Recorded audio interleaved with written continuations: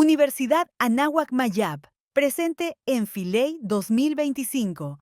Hola y bienvenidos a una cápsula más de esto que es el stand de la Filey de la Universidad Anáhuac Mayab, en específico de la Escuela de Comunicación y Empresas de Entretenimiento. Yo soy Pepe Beto, o el profesor José Guerrero, y bueno, hoy tengo la presencia de dos artistas, lo acabo de escuchar perfectamente en esta pequeña historia que nos estaban contando, maestro Miguel Peraza y la maestra o actriz también acaba de decir, Gaby Coppola. Bienvenidos, ¿cómo están? Muchas gracias. Muy bien, gracias por la invitación. No, al contrario, y realmente ahorita nos estaba mostrando este libro que tenemos aquí y está bastante interesante porque nos llamó la atención criptoarte en el blockchain. Es un tema que nos lleva así como que wow, ¿por qué? Yo siempre he escuchado que hay un poquito de, ¿cómo decirlo? Como que ese miedo de los artistas de cruzar tal vez esa frontera de lo que es conceptual, de lo que estamos viendo material, a lo que es algo tecnológico. Es una barrera que a lo mejor no sé si es mental o es por las épocas, pero maestro, tenemos esta obra que nos está mostrando usted, que es justamente nos habla sobre eso, ¿no? De ir más allá, de adaptarte a esa tecnología y como me comentaba hace rato, a lo mejor crear tus propias herramientas para poder estar en esta nueva forma de, ¿cómo sería? De mostrar el arte, de visualizar el arte. La pregunta realmente es muy profunda. Yo me encuentro en mi 50 aniversario como escultor profesional. Entonces he trabajado con muchísimas técnicas a lo largo de mi vida y me formé por la parte más tradicional, que es la fundición en bronce, desde la cera perdida a la arena, que son técnicas que vienen del origen de la civilización humana. Es decir, las fundiciones se crean como tecnologías porque no existen de esta forma en la naturaleza. El hombre va a crear. El bronce no está en la naturaleza, es una fusión de materiales. Entonces la civilización lo que hace es ir creando herramientas técnicas, y la herramienta más importante del hombre siempre ha sido su mano, la relación cerebro-mano. Entonces, cuando yo veo, por ejemplo, una computadora, lo que veo es una herramienta como extensión del cerebro. Cuando veo el martillo de un carpintero o de un herrero, lo que veo es la extensión de la mano que aplica con una herramienta las cosas. Cuando estamos hablando de criptoarte, estamos hablando de nuevas tecnologías. Tecnologías que hoy las está viviendo más la humanidad, pero que tienen cerca de 70 años, que se comenzaron a formar de una manera importante y se les dio una relevancia a partir de la Segunda Guerra Mundial. Y luego se fueron pasando hacia la sociedad. La inteligencia artificial se usa hace más de 40 años. Los microcircuitos son parte integral de las computadoras, pero todo esto tiene que ver también con las redes de información. Entonces, uno como artista tiene la obligación de investigar, de indagar nuevas técnicas de creación. Y los artistas lo iniciaron las primeras obras digitales en la década de los 90 en el siglo pasado. Entonces, a lo mejor hay gente que hoy apenas nació en este siglo y dice, bueno, siglo pasado suena muy lejos, ¿no? ¿No? Estamos hablando ya de siglos. Pero para la gente es como hoy, y entonces por eso es el temor, porque piensan que es apenas que está sucediendo, pero viene de un arrastre muy importante de cambios, sobre todo en la comunicación, en la red de redes, en la megadata, en las maneras de encriptar la información por seguridad nacional, en las maneras de crear la robótica para la industria, y de alguna manera los artistas pues nos quedamos atrás. Bueno, y justamente con esto es un pasito, ¿no? Una ayuda para decir, oye, no hay que tener miedo, ¿no? Mira, fíjate que puedes hacer esto. Sigue siendo artista o artesano en este caso, como nos comentaba, ¿no? Desde el principio, pero te puede ayudar las nuevas tecnologías. Y como usted dice, es algo que no es de ahorita, es un proceso que ha venido, que hoy está en un boom, porque es más fácil acceder a ellas. Pero ¿cómo entonces este libro podría ayudar esa manita? ¿Cómo sería esa manita a los artistas? Eso es bellísimo. Efectivamente hay una parte de nuestro grupo de creadores, de productores artísticos, que radicalmente se niegan a ello. porque sienten que serán desplazados o que ya no tienen capacidad de entender lo que está sucediendo. Hoy en la mañana, precisamente en la presentación del libro, una de las preguntas estaba vinculada a esto, y yo creo que la gente que está ya satisfecha, que ya tiene un camino recorrido, sus técnicas conocidas y que tiene éxito en el mercado y vende mucho, poco le va a interesar esto. Lo va a despreciar, porque ya no pareciera tener necesidad de ello. En cambio, la gente que es mucho más joven y que está ávida de entender cuáles son los nuevos conceptos del universo, cómo nuestra vida, cómo es el planeta, cómo es ahora la nanotecnología, qué es lo que está dentro de nosotros. Hoy descubrir que el átomo se divide en muchísimas partes es importantísimo. Entonces, claro, y están los neutrinos y los leptones, y están una serie de partes que antes no se podía hablar de ellas. Hoy sí lo sabemos, no las podemos ver, pero los artistas sí las podemos percibir. Entonces es aprender nuevas tecnologías y es unir un mundo que llamaríamos mundo real con un mundo virtual. Entonces lo que yo estoy tratando de hacer es generar un puente con los alfabetos y la metodología para que podamos libremente transitarlo o de ida o de vuelta. Es decir, transitar hacia lo virtual no significa que ya no volvamos a producir lo que sabemos hacer con la materia. El mundo virtual también es material. Claro que tiene otras calificaciones y otras maneras de ser entendido. Otro lenguaje, ¿no? Pero nos envuelve ese mundo. Entonces, al construir este puente, lo que estamos haciendo es ir y venir, sin temor. Es decir, no es un estrecho de Bering que una vez que atravesaron ya no regresaron y se quedaron de este lado. Un estrecho de Magallanes y ahí están las islas. No, este no es un estrecho, sino es una conexión humana y que tiene que ver precisamente con preservar los valores espirituales de nosotros, los seres humanos, y poder transitar libremente entre esos planos o esos entendimientos. Entonces, el mundo digital es algo que llegó y que está evolucionando, que si los artistas no lo entendemos cómo se puede trabajar y cómo se debe entender, nos estamos cancelando oportunidades. Y justamente por eso, ¿no? Como usted mencionaba, el mundo digital sí existe, es otro lenguaje por allá, ¿no? Pero ese no deja de ser un mundo en el que podemos utilizarlo. Y vemos cómo hay otras profesiones, licenciaturas, que ya están encaminados para allá, y por qué el artista no. Esa es la pregunta.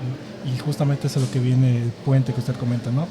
El quedarte acá no quiere decir que te vas a sentir pues, obsoleto, pero el cruzado tampoco quiere decir que te vas a quedar de ese lado, ¿no? Es como que un ir y venir que hay que compensar tal vez por ahí. De hecho, los sistemas educativos están en una transición muy delicada.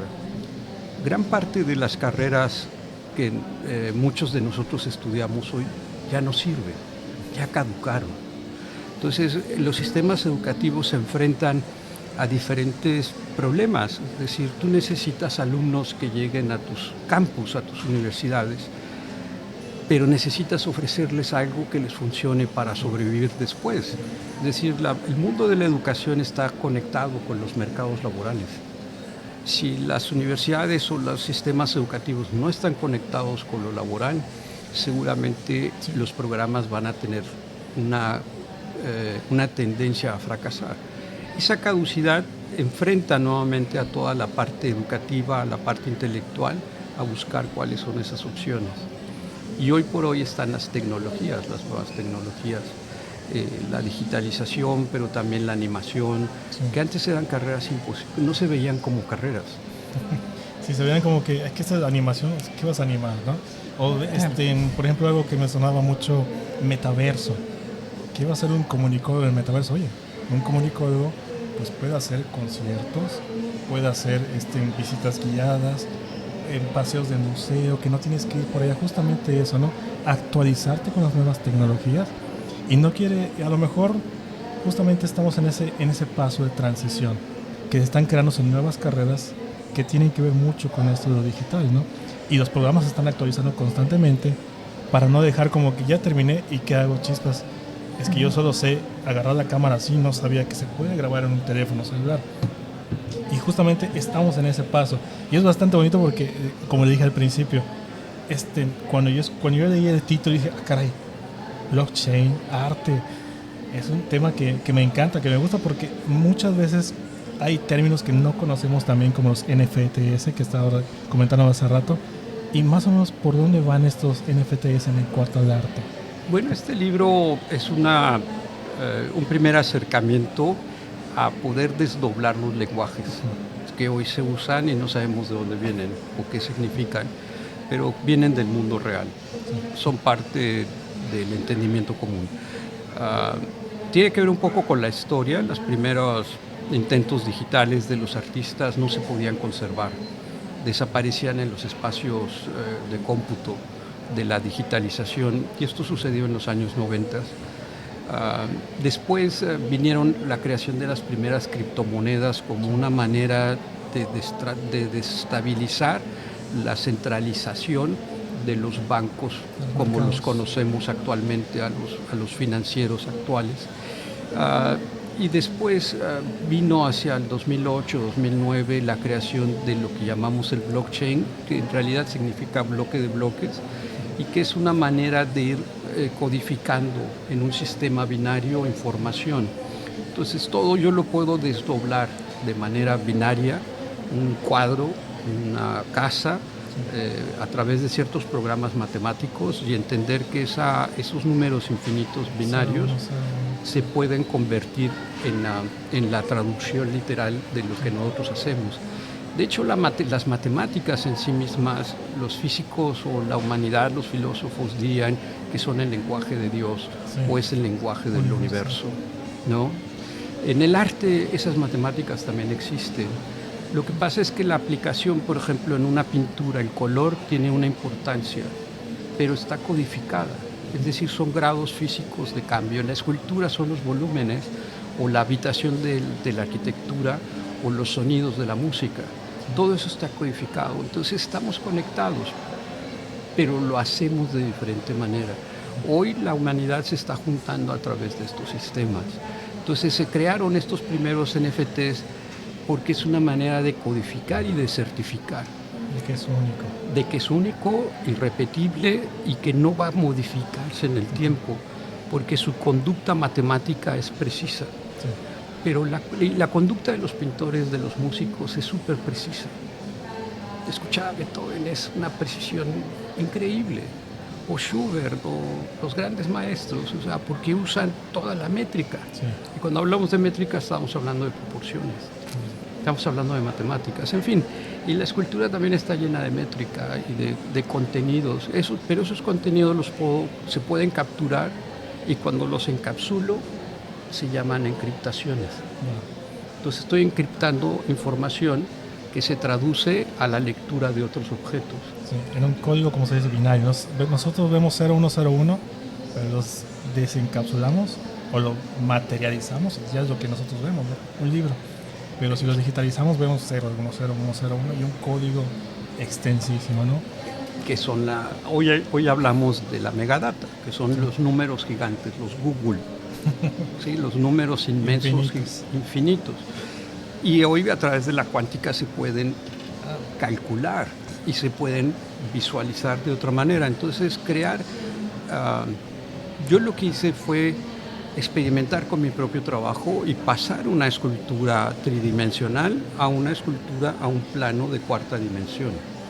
Entonces tengo atrapada una escultura en cuarta dimensión de manera binaria, pero la escultura en este mundo también existe. Ajá. Y es para poder explicar que sí podemos pasar de un lado al otro. Y de la famosa cuarta dimensión que decimos que no podemos ver como tal, ¿no? El cerebro está construido para entender en tercera dimensión. Sí. Y no necesariamente la tercera dimensión de Newton, sino el sentido de los planos de vivir. El plano del pensamiento es muy importante, el plano de los sueños, el plano espiritual, son planos, y esos planos no están atrapados en las libertades del espacio físico, como lo planteaba Newton. Estos espacios son para tener las libertades. Entonces, cuando hacemos este tránsito de lo que estamos hablando, son de otros espacios que nuestro cerebro ahorita lo único que puede hacer es como percibirlos. Ajá. Es como si viéramos... Sí, lo intuye de alguna manera. Claro, es como si viéramos que está volando un ángel, atraviesa el sol y el ángel hace una sombra en nuestra vida. Sí. Y luego se sigue y la sombra desaparece. Esta escultura es algo parecido, es una sombra que aparece en nuestro mundo tridimensional y se va y se sigue. Pero yo lo que he hecho ahorita es que no se vaya. La tengo atrapada en el mundo virtual. En el mundo virtual. Entonces, el ejercicio es muy interesante porque es ese ir y venir. Y el ojo no está listo para verla moverse y descomponerse. Pero si estuviera entrenado, podría entender que se trata de una escultura que está aquí. ¿Sí me explico? Sí.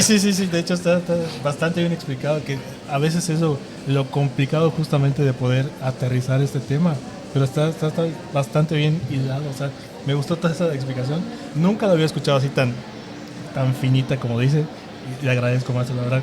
Porque sí, yo he tenido muchas dudas y demás. Y pregunto. Y siempre me salen con un idioma que digo, chispas, me estás hablando de cosas que no las puedo conseguir, pero ya con lo que nos dijo es como que es bastante comprensible cómo llevar todo esto digital, las dimensiones que no estamos... Sería como que esto tal vez el acercamiento al famoso cambio de dimensión que estamos hablando por allá, que se maneja. Hay este proyecto de Génesis 4D lo he trabajado con físicos muy destacados, con neurocientíficos. Estamos en el mismo grupo compartiendo esta locura de experiencia. Todos en torno a la escultura. El proyecto se llama Génesis 4D. De hecho, en México la vamos a presentar en el domo del Politécnico Nacional, en el planetario, para verla de manera cómo se comporta esta escultura en otro plano. Y la vamos a tratar de llevar al metaverso para poderla visitar físicamente con los sentidos cerebrales internos, no con los sentidos cerebrales externos. Sí. Y para eso se necesita cierta tecnología. Pero lo más importante es que como artista estoy experimentando, me estoy permitiendo la libertad de entender que existen otras cosas que no son tan ajenas a mí como ser humano y que efectivamente muchos términos que la ciencia va creando o los idiomas dominantes que crean las tecnologías le van bautizando a cada uno de estos términos, forman parte de la vida cotidiana de todos nosotros y ahí están. Cuando tú pagas un boleto del cine y lo entregas y lo muestras, es un token. Sí. Cuando tú ves un billete, pues es otro tipo de token, ¿no? Pero son tokens físicos.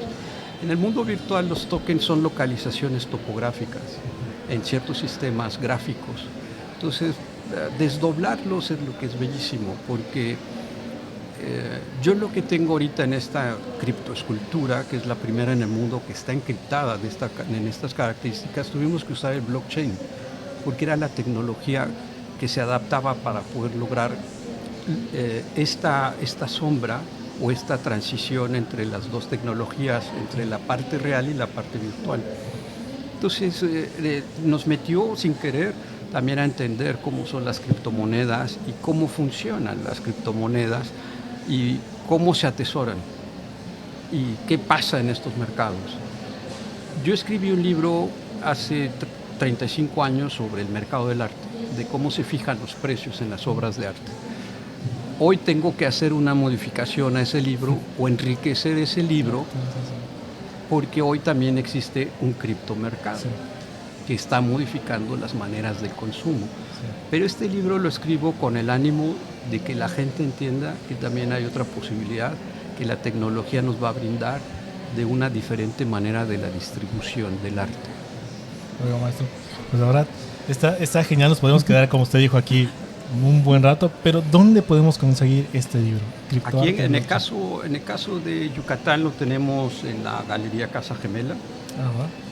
Están los dos libros, está la primera parte del mercado del arte en arte, que mi coautor es Josué Iturbe, un crítico y pintor vasco, y ahora este último capítulo que es Criptoarte en el blockchain de la editorial Colofón, y lo pueden localizar en la Galería Casa Gemela, en el Centro Cultural Casa Gemela. Y en algún lugar donde podemos ver ustedes sus redes sociales, algún sitio de internet para comunicarnos, tal vez. Sí, mis redes sociales fundamentalmente es mi página. Ahí encuentran todos los demás enlaces, que es miguelperaza.com. Y este miércoles y jueves voy a dar este curso en el Museo Casa Montejo. Aquí en Mérida. De 9 de la mañana a 6 de la tarde, miércoles y jueves. Es gratuita la entrada. Es una invitación de Fomento Cultural Banamex en Museo Casa Montejo, y voy a dar este curso para que la gente se acerque un poco más al mundo del arte y del mercado. Ahí está. Ya lo escucharon, miércoles 26 de marzo y jueves 27 de marzo de 2025. Sí. 2025. Perfecto. Claro. A las 6 y 7 de la noche. No, de Sí. 9 de la De mañana 9 a 1, y luego nos Una partimos pausa. una pausa para comer, y luego de 3 a 6 de la tarde. Perfecto, maestro. Pues muchísimas. ¿Algún último punto, algo que quisiera compartirnos sobre su libro, sobre sus futuras obras, tal vez? Pues, hombre, invitar al público a que conozcan un poco más de estos 50 años de trabajo. El 1 de abril estaré en la Ciudad de México develando una escultura de 7 metros de altura en Paseo de la Reforma, como parte de estos homenajes de este aniversario, que le pertenece a los Rotarios. El 10 de abril presento en el Politécnico Nacional con este foro. O aquí en Yucatán, pues yo sí les pediría que aprovechen esta invitación de Fomento Cultural para asistir al curso. Está dedicado a un público abierto, pero evidentemente le funciona a los colegas artistas, a las galerías, a los directores de museos, a los museógrafos, a los curadores, incursionar un poco y romper este miedo a las nuevas tecnologías, que no son más que herramientas. Y bueno, y también que si quieren conocer un poco del trabajo del maestro aquí en Mérida, está su sala, una sala dedicada al maestro Miguel Peraza, en Casa Gemela, en Itzimná, y pues que son bienvenidos para que conozcan. Ahí hay 3 piezas de su autoría que estuvieron aquí en Mérida en una exposición que tuvimos en el Museo Casa Montejo el año pasado, y se quedaron junto con una pieza que está en el Museo Casa Montejo en el patio central, que se llama Álava en Tierra, y bueno, es trabajo del maestro, y aquí está, lo pueden ver vivo y a todo color. Y la verdad, muchísimas gracias. Agradecemos que un poquito, disculpen la espera, pero agradecemos enormemente, la verdad, la plática, la charla muy, muy interesante. Yo me quisiera quedar, y no sé si nos acepta por ahí alguna invitación, tal vez para alguna masterclass para los estudiantes, porque justamente, como usted dice hace rato, las licenciaturas, las carreras van actualizándose. Y en la Universidad Anáhuac Mayab tenemos una que es de entretenimiento, que va justamente a esa necesidad de buscar los espacios ya existían, pero cómo administrar, cómo gestionar, cómo hacer todo eso, y de ahí nace esta licenciatura de entretenimiento, que está hermandada a la de comunicación, que una es más como que logística, la otra es más como cooperativa, pero al final de cuentas terminan embonando, y surge precisamente de esa necesidad digital, o de esa necesidad que hay hoy día en el mercado, justamente como usted dice. Mañana voy a estar toda la mañana en la universidad, invitado precisamente por el área de comunicación y por la rectoría. Voy a hacer un recorrido, voy a dar un par de pláticas, pero con mucho gusto acepto la invitación. Muchísimas gracias. Porque esto es muy importante, que para mí la gente joven que ahorita está en este tránsito, podamos conectar, porque todo el mundo se queja de que estamos desvinculados, que nadie se entiende con nadie, y que solo la gente joven usa y se enajena con los nuevos aparatos, pero en realidad está sucediendo una transformación de la plasticidad cerebral, que es muy importante. Entonces estas nuevas carreras son determinantes, y con muchísimo gusto hacemos una masterclass, la coordinamos y estamos dispuestos sobre todo para la Universidad de Anáhuac, que son tan cercanos. De hecho, mi primera exposición hace muchos años, hace más de 40 y tantos años, fue en la Anáhuac de Ciudad de México. Entonces, de mis primeras exposiciones fue en la Universidad de Anáhuac. Pero todavía no nacían ellos. Creo que no. No. No pasa nada, pero ahora lo podemos disfrutar en vivo. Claro, que sí. Y bueno, sobre eso a mí me gustaría agregar 2 cosas. Una, pues la frase que caracteriza a Miguel Peraza, que es: arte que no es para todos, no es arte. Y la otra parte, que obviamente ahorita estamos en la celebración de sus 50 años, pero él todo el tiempo ha trabajado pensando en todas estas generaciones que están surgiendo, que están naciendo y que van a la vida, trabajando para esas personas que no vamos a conocer hacia adelante, ¿no? Y entonces, en una época de su vida, fue conocido como el escultor de universidades porque tiene esculturas monumentales y simbólicas de universidades, muchas de distintos países y de México en varias instituciones diferentes, y ha trabajado sus símbolos y ha estado siempre muy cerca de los estudiantes, de la gente joven. Tiene esculturas hasta en kinders, o sea que los niños, es maravilloso porque esta búsqueda del maestro de que la gente no le tenga miedo al arte, sí, que se acerque al arte, porque a final de cuentas el arte lo que hace es hablarnos espiritualmente. Y entonces, si los niños nacen y crecen cerca del arte, por supuesto que su entendimiento del mundo, de la convivencia y de la sociedad es otro, absolutamente otro, vinculado hacia la paz, sí, hacia el amor, hacia la no violencia. Cuando un niño va creciendo con todos esos elementos, por supuesto, el mundo debe ser diferente. Y aparte de fomentar la creatividad, ¿no? O sea, tanto claro, todos esos valores más la creatividad. Sí, justamente, porque es la posibilidad de yo también lo puedo hacer, yo también puedo estar ahí, ¿no? Uh-huh. Pues muchísimas gracias. Nos despedimos de este podcast. Yo soy Pepe Beto, el maestro Miguel Peraza y la maestra Gaby Coppola. Sí. Y nos vemos en la siguiente emisión. Muchas gracias. Hasta luego. Espacio realizado por alumnos y profesores de la Escuela de Comunicación y Dirección de Empresas de Entretenimiento.